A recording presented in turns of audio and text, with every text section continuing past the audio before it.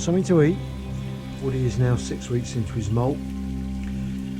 He's at full fat weight and he is not coming to the fist like he was eating, and that's what he'd be like in the wild if he had caught and eaten up and was full up on food. His body would tell him that he doesn't need to hunt, and he would just sit about until his weight drops, and then he would go off hunting again. We'll see if he'll come in for this chick.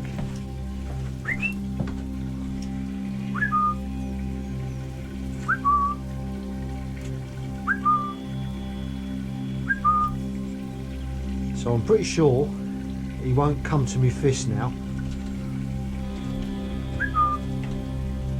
but what he might do is walk along his perch line. If I put my fist there like that,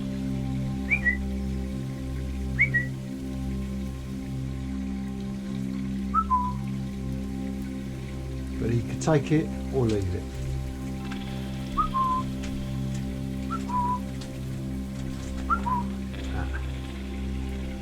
So that's nice to see. I want him to just sit on my fist and eat this. If he pulls it out of my fist, then he will fly off of it because he'd rather be on his own. Once he's eaten this, I will give him some more food, but I'm going to give him maybe a piece of rabbit next.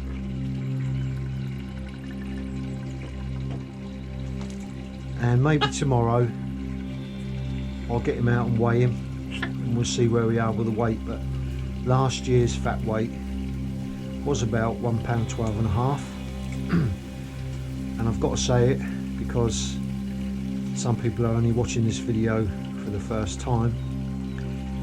When your hawks are in molt, it is best to leave them, but because, as I said before,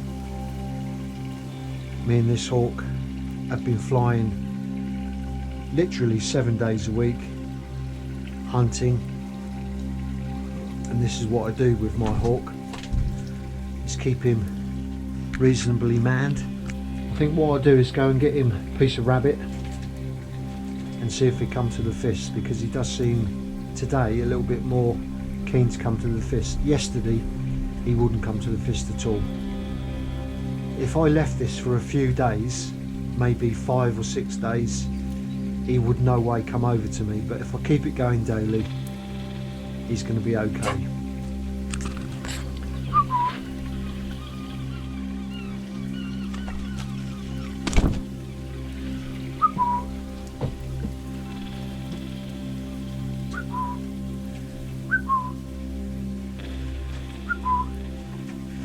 So I'm just going to leave that there.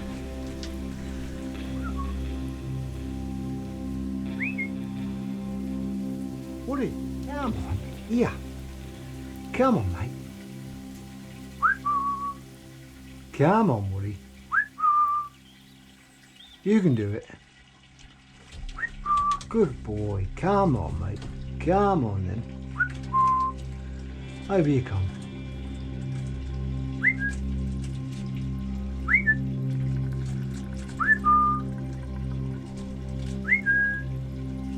Come on.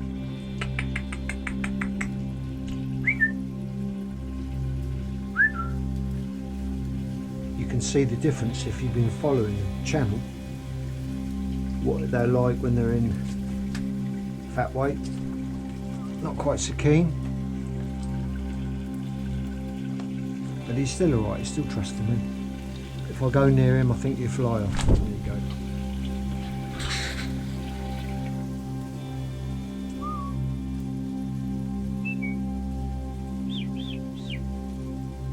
See if you remember this was.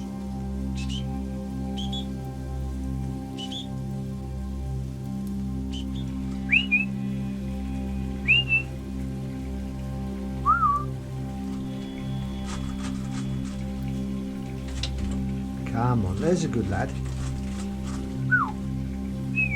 So there's not really any way I'm going to be picking that hawk up. this way and trying to get his jesses in, as he would just fly off. But he's still trusting me to get some food on my glove, but he doesn't want to have jesses put in.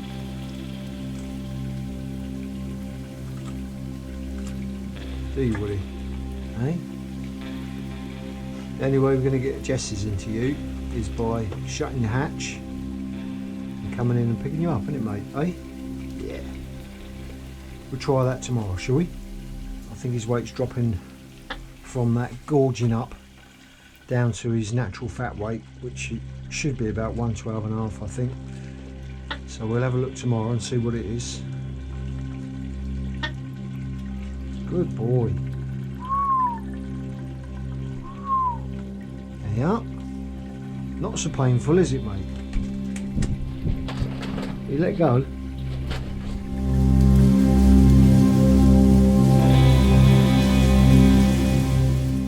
You all right? You looking at the doggy? There's not really much to show in this week's video.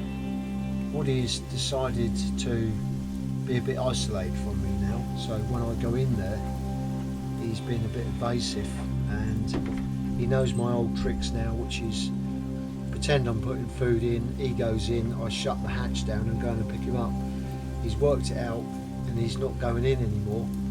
So over the last few days he has sort of evaded me, and I really can't get hold of him anymore. Last year I managed to keep him manned up quite well.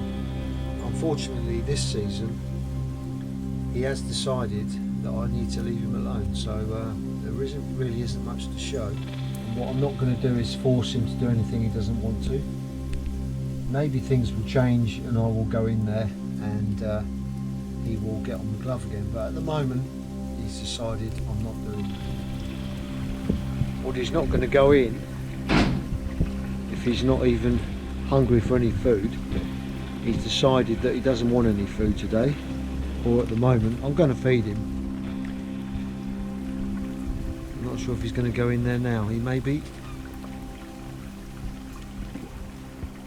But when I go round to close the hatch down, he comes back out. He's not silly. Let's try it.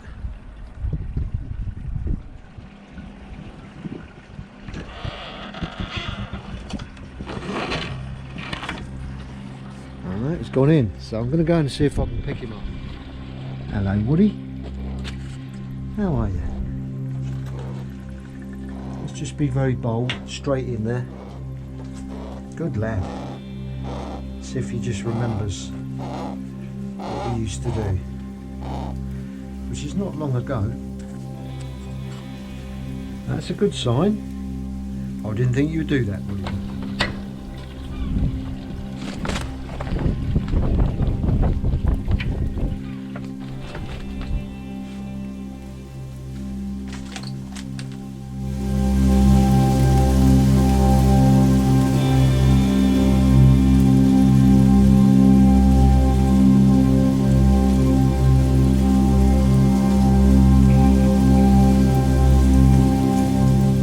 Okay, he's still relaxed, but definitely not as easy to get him on the glove now and come out.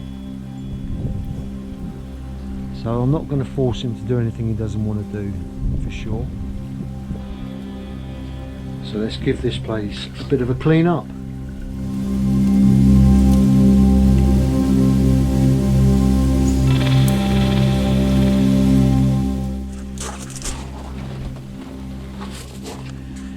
Woody's picked all this clean. There's probably a bit of a rat there. So a quick spray of F10, veterinary disinfectant, and we're done. Give his perches a good soak.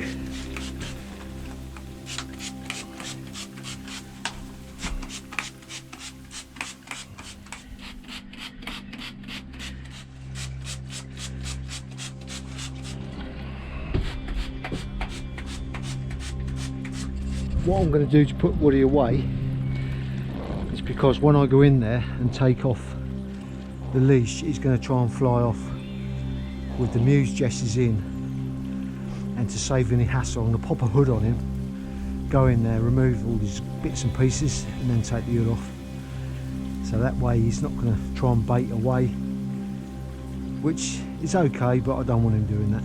I think I'll just give his feet a quick clean. He's not too keen on that at the moment, I can see that.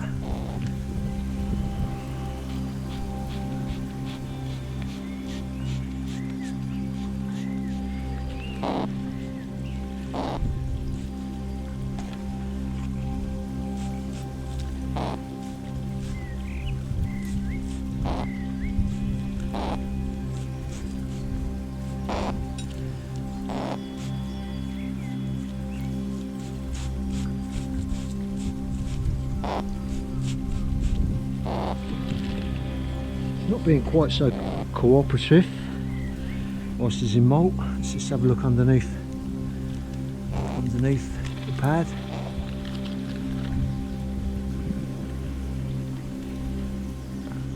That one's all good. Right up, Woody. You always have to make sure you've got a firm grip and lock on the hawk, but I'm being extra careful, and there's no way of being extra careful because I'm always careful, but I am really mindful of the fact that if Woody got away now, there's no way he's going to come back for a bit of food, and it would be a disaster.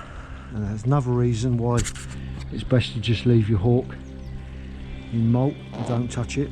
Anyway, so I'm going to pop his hood on.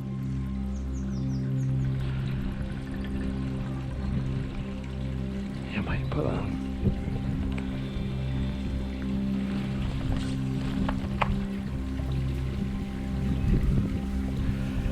Right, so his hood's on, and I should be able to remove his tackle without him just jumping off into his familiar muse. So it's all lovely and clean in here now. Nice bit of F10. So I'll be able to remove his equipment. Another nice reason to get your hawk able to be hooded, because there's a number of reasons why you might need to do something like this, and he would be gone by now if I didn't have him hooded. And now what I've got to do is remove his hood and he's away. So there's Woody back on his outside aviary perch. I'm just going to show him a bit of chicken, and I'm going to pop that in there for him. Pretty sure he won't come in now after that little episode.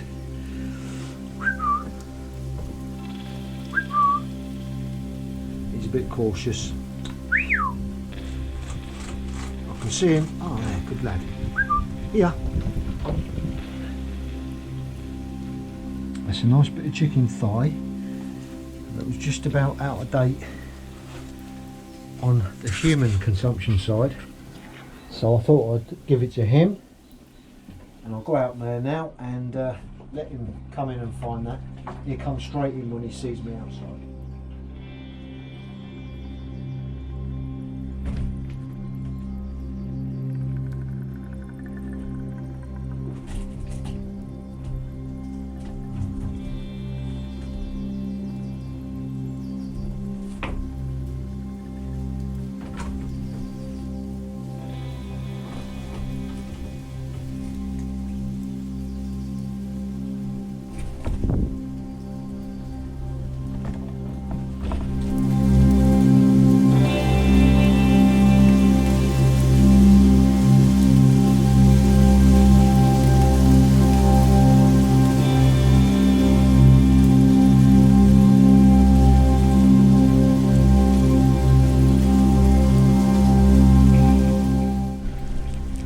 Protecting that food from me, and I've just put it in there.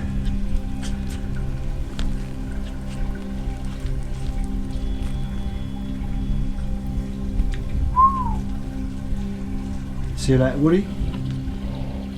Hello, Woody.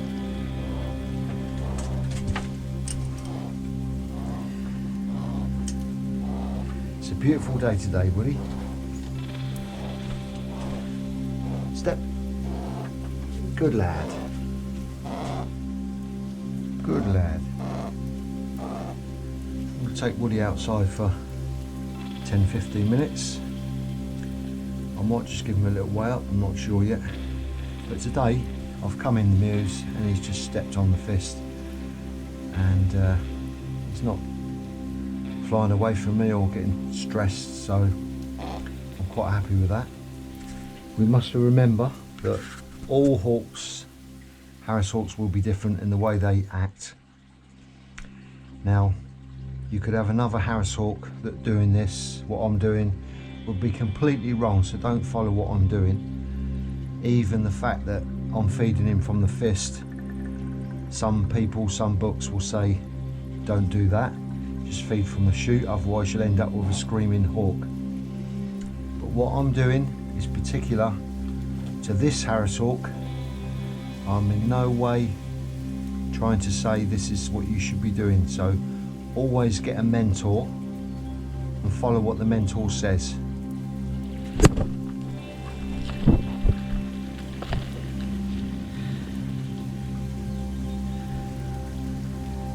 At the moment we're still under bird flu regulations, so we cannot leave hawk tethered outside all day long. But for his well-being, just for 20 minutes, get him out, do what I've got to do in the mews. My chute system, put the food through there when I need to, so I'm going to give that a clean today. So Woody's had a little rouse, settling down, having a little look around like he always does, checking out probably for predators and food, just re-familiarising himself with the area. I've moved his perch today. The other thing about tethering up, I use this system just on that perch. If I was leaving him for a bit longer on a bow perch, a lower perch, a bit longer, I'll probably put a Sampo swivel on there and a leash extender, which I do use, especially if he's on a low perch. But on this perch here, he's not on it long. I'm out here all the time keeping an eye on him. And if this looks a bit strange here, all it is a little cable tie there, which I use just to take the weight off that leash, because if it wasn't there, then that's hanging there like that. It's not much weight, but I know, but I just do that. It's easier, I haven't got to bend down and pick it up. I just come out the rings where it needs to be and tie him on. Right, so we're going to pop Woody away now, and just to complete this little video, I'm going to make sure Woody's secured there, untie him and take him in, but this time I'm not going to hood him, and he may behave, but we'll see what he's like between this, put him back in the mews, and the one that we had him hooded. Right, so now we're back in the mews. Woody's looking at an escape route to go out into the aviary. So I've now got to untie him, take his tackle off, and where he's not hooded, his visual and his thought is to get away. He's not like freaking out obviously, but he will try and get off my fist in a minute, because this process goes on for a little while, removing the swivel. So once I've still got hold of him, so I don't want him going off with the swivel. The swivel's off and I've got to start pulling the jesses out, and this is what he's not going to like, you see. And I've still got hold of him, but look at the kerfuffle. Whereas when he was hooded, he just sat there. I've got the last one now,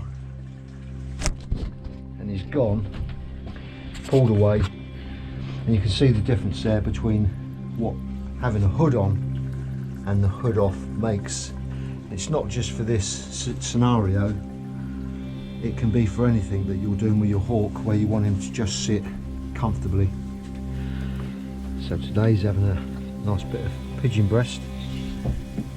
That's gone in there, it's gone onto the floor in there. So normally Woody knows what I'm doing, I'm putting food in there, and he's still sitting there with his foot up. He's not worried about the food, but it's in there when he wants it.